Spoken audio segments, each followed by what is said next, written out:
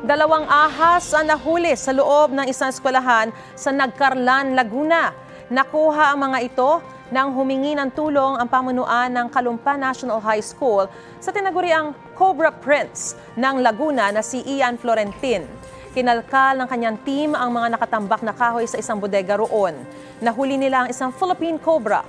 Hindi kita sa video pero may nakuha rin silang sawa. Itinurn over nila ang mga nahuling ahas sa Department of Environment and Natural Resources.